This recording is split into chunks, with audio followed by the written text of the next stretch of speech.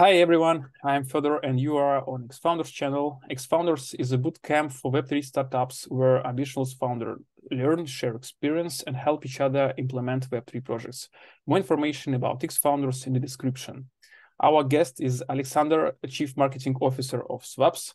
Today, together with Alexander, we will talk about marketing aspects and Web3. Hey Alexander, nice to meet you here. Thanks for coming. Thank you. Yeah. Hi, Fedor. Hi, everyone. Yeah. Thank you so much for having me.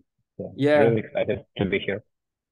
Sounds great. Let's talk about questions. And the first one is, can you share a bit about your experience and yourself?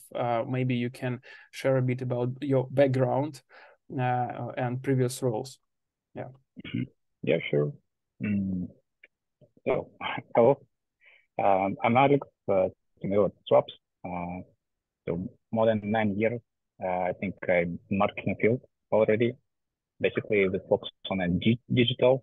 So I started to work in digital marketing agency with the different business segments. But the main focus was on the marketing different IT products and fintech also.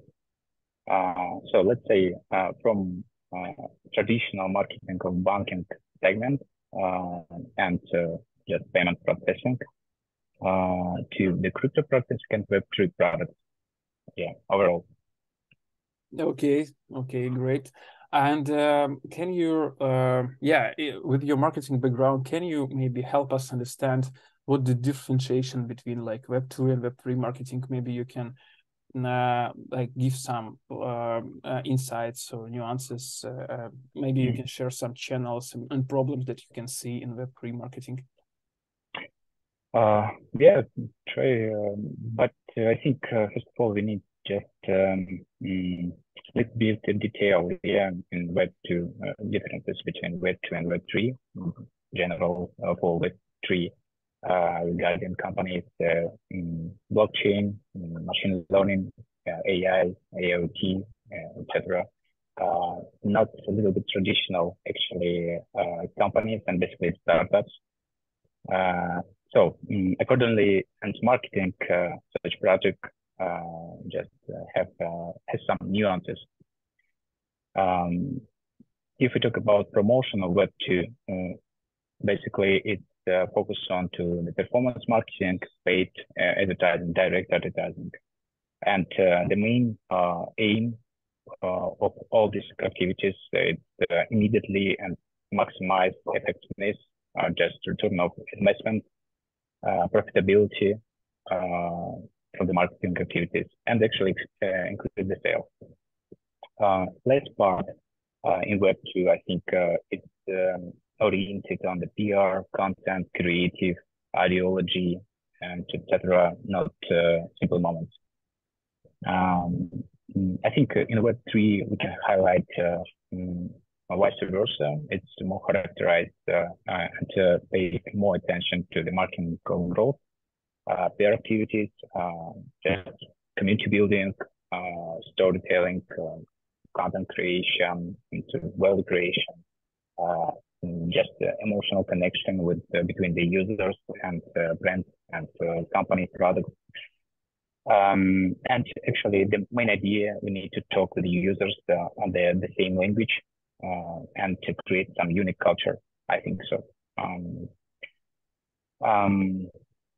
If, for example, we want to be outstanding project, we need to create some unique brand, actually some the system of the valuation, personalize our communication, and just try to make a unique user experience in our product. And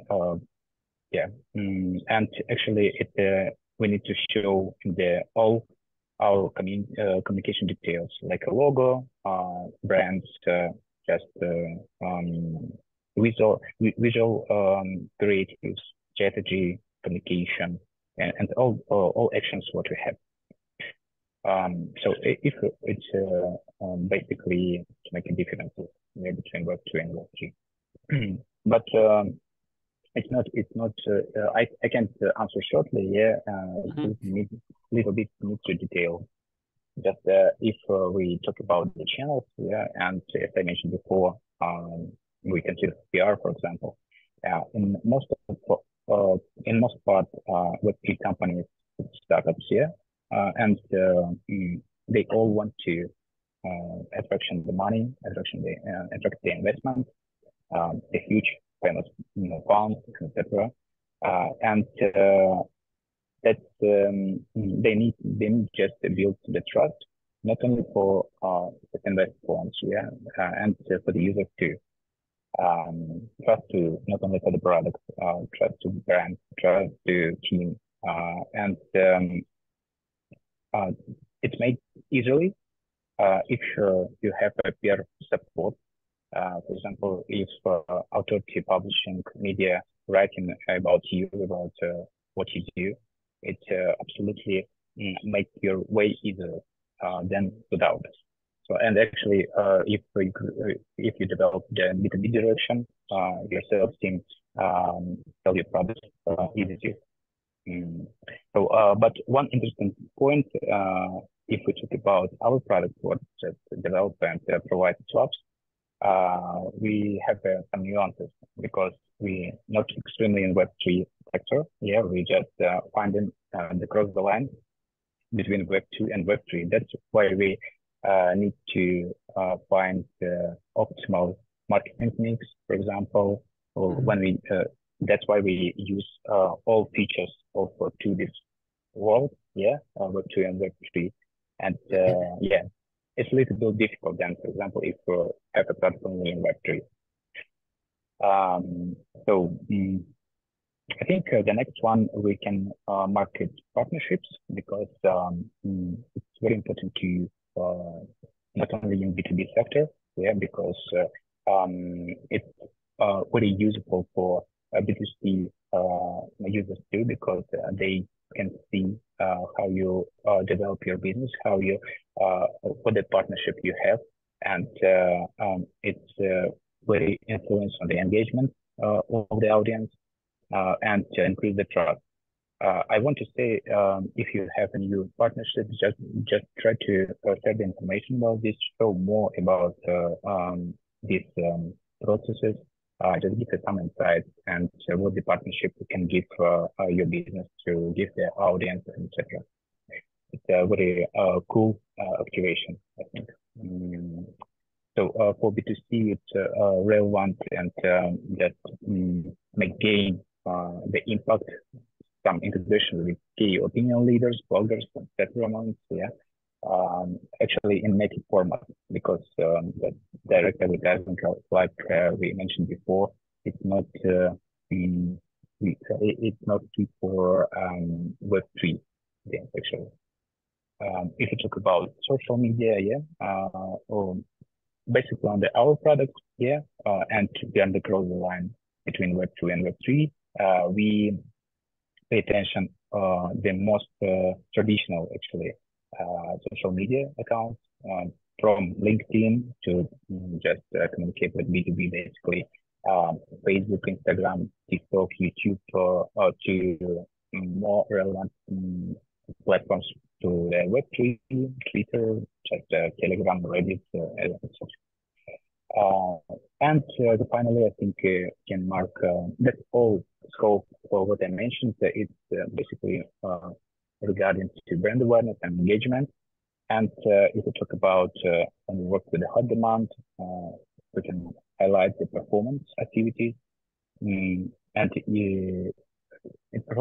performance activities include just paid advertising, user acquisition, and some of the feature and very important feature differences in Web3. That's the crypto and Web2 products just to be under the restrictions from the side of some popular ad systems like Google Ads, Facebook Ads, Twitter Ads, etc. And it's very important to make your marketing legal. For example, for the promotion crypto product, on and off ramps solution, what we have in the swaps.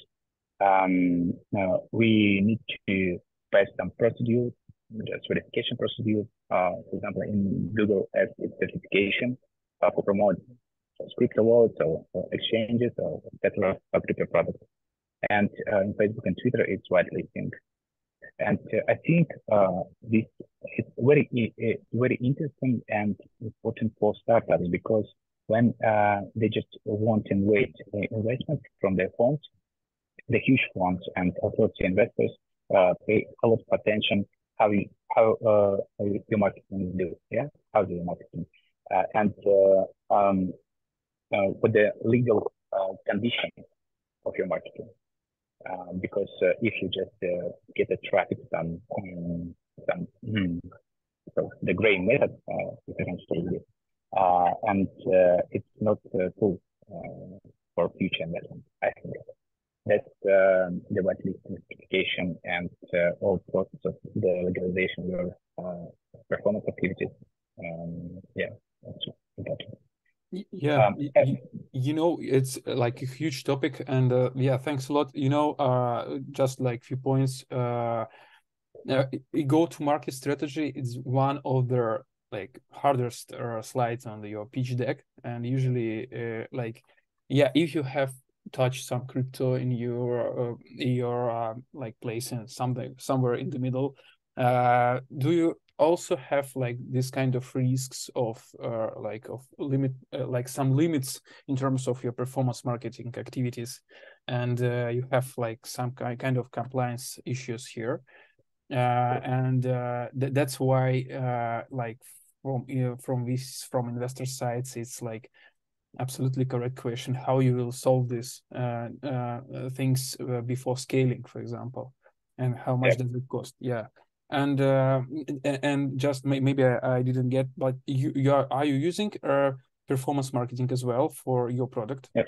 Does it work? Everything is okay? I mean,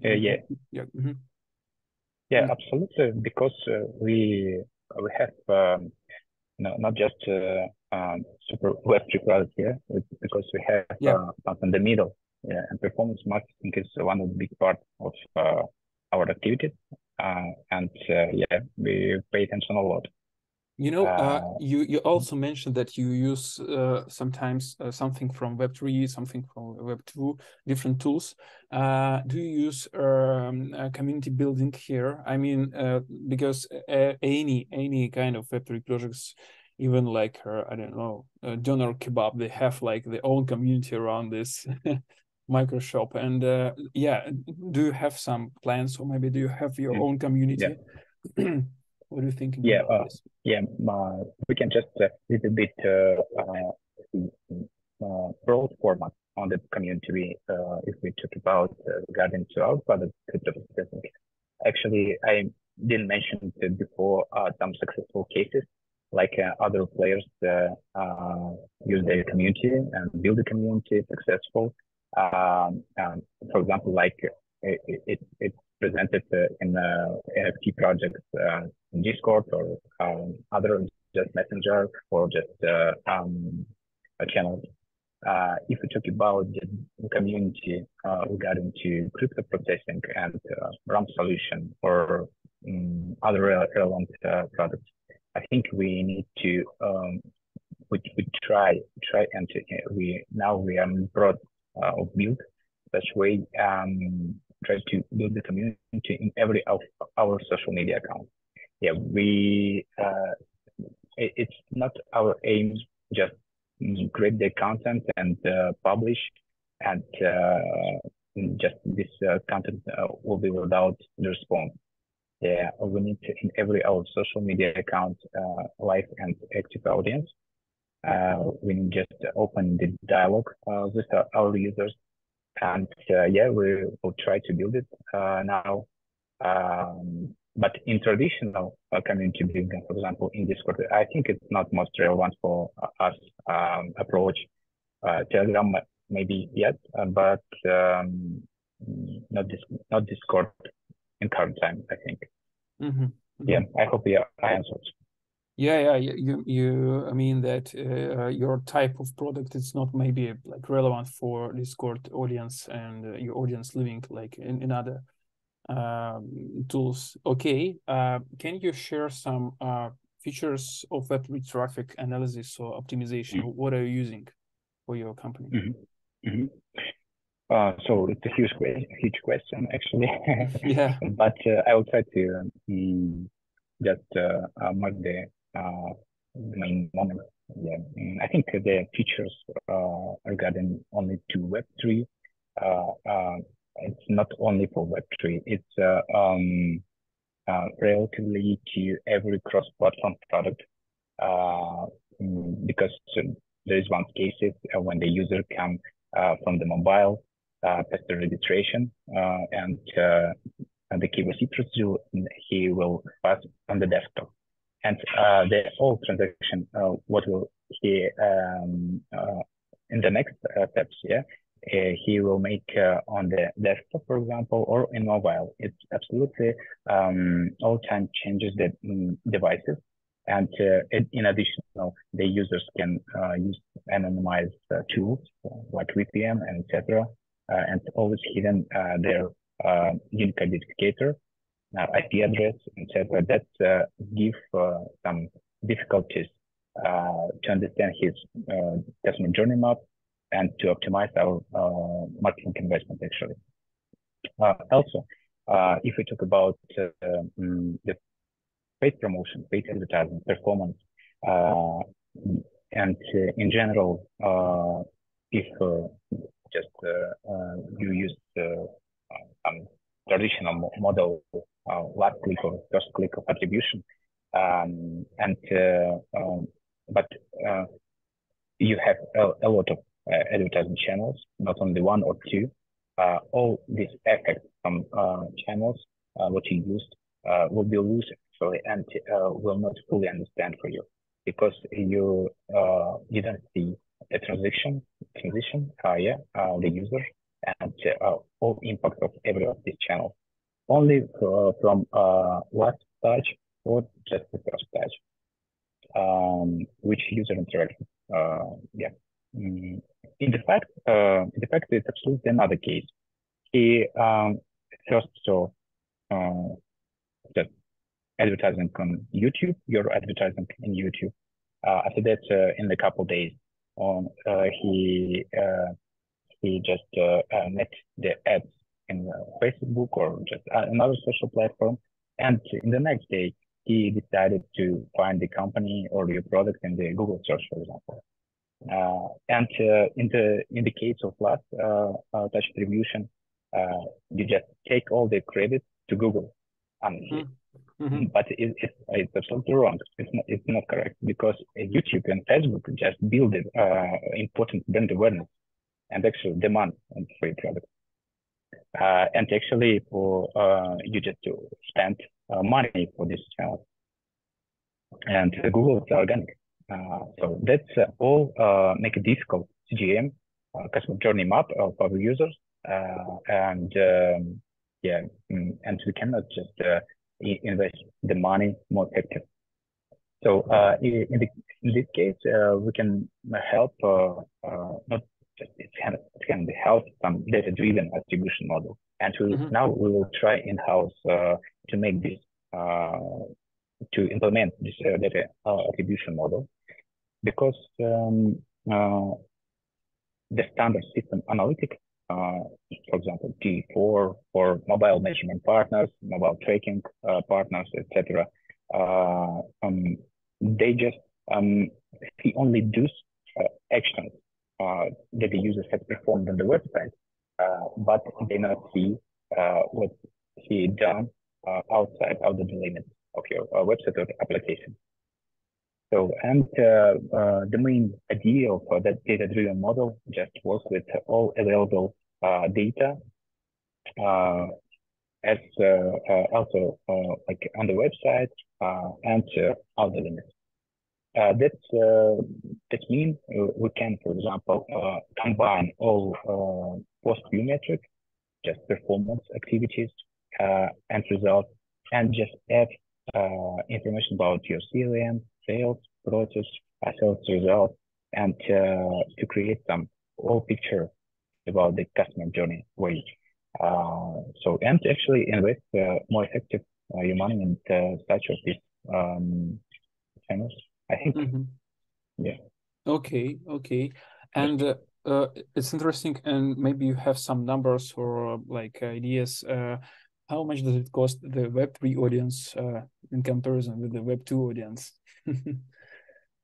Uh, um, How many times the is it better differ? way, Yeah, yeah. but better way actually to clarify this question, but it's difficult to answer clearly because it's depending on opportunities for every company, and the marketing can be make with different budgets. The main question: what the targets you can achieve, you want to achieve, and in what period? If we talk about crypto processing, and if we talk about the, for example, lead acquisition, anyway, B2C or B2B direction, doesn't matter. The TPL, cost per lead, has to change significantly because it's very important to target location of the user. Just for example, North America, Europe, expensive than Africa region, just South America or Asia. And also more important thing, expertise of your team, just marketing approaches in optimization and strategy, what you use in user acquisition. For example, if just you want to attract users and after that you must work with them in the channel for retention, the channel for to reduce the turn rate, for example, it's absolutely non-effective. The much better after when you just attract some user and get the unique, just create some unique personalized communication for him, and it can be through email, push, just special offers, or just a loyalty program, etc. A lot of ways. I want to say just it's all time you need to try customer remind about your product, about your message, about your sales unit proposition, and increase its LTV. Yeah. You know, yeah, thanks a lot. And yeah, you know, you mentioned that it's really important to find also the right teammates or specialists in marketing. It's also really influence on the price of your of acquisition. Yeah, and is it right now it's a hard time or to find the right colleagues in terms of Web3 marketing or something in the middle? Is it a problem right now, or yeah, do you looking for this kind of specialist in your team? Honestly, I think finding the qualified specialist in any field is not easy. It's not easy task, and actually a matter of requirement for vacancies or just this person. But in our case, we absolutely using just traditional ways and methods. They really help for us, just recommendation and networking, actually from other colleagues, just LinkedIn, first of all, and just hunting boards too. Yeah, I think that's all. Nothing special. Okay, No, okay. nothing special actually. Okay, yeah. And a few last questions. Yeah, how intense is the competition in the among like payment providers, and it's a red ocean or not? Good question. Thank you. It all depends of the situation in the market, actually.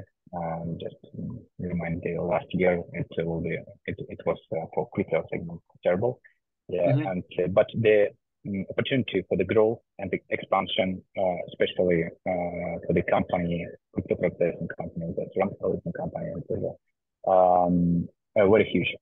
And yeah, we also see how the product in our segment become early to early for better, more better, and just all realize some new features.